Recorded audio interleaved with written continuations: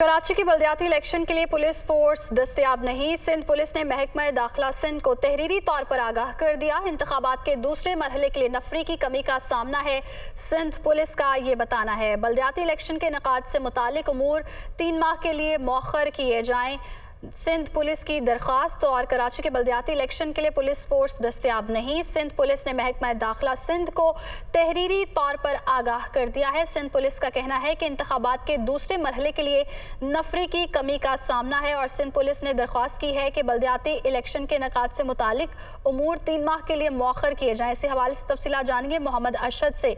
जी बताएगा, क्या दरख्वास्त की गई है सिंध पुलिस की जानिब से? जी बिल्कुल, देखें 23 डिवीज़न में बल्दियाती इंतखाबात जो है वो शेड्यूल है, लेकिन जो सिंध पुलिस है उसकी जानिब से महकमा दाखिला सिंध को बाकायदा तौर पे ख़त लिखा है और उसमें ये मौक़िफ़ इख्तियार किया है कि उनके पास नफरी की कमी का जो है वो सामना है।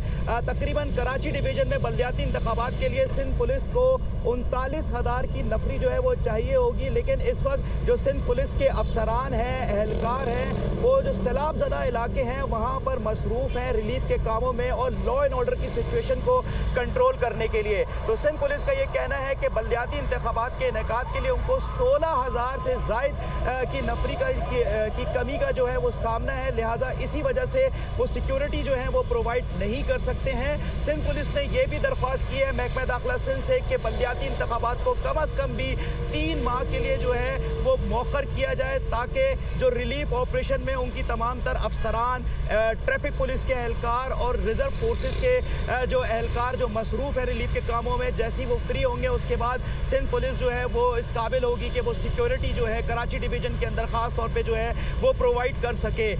सबसे पहले 24 जुलाई को जो थे कराची के अंदर बल्दियाती इंतखाबात होने थे, लेकिन तूफ़ानी बारिशों के बाइस ये मुलतवी हुए थे। उसके बाद 28 अगस्त की जो तारीख थी वो दी गई थी। शुक्रिया मोहम्मद अरशद, आपने अपडेट किया।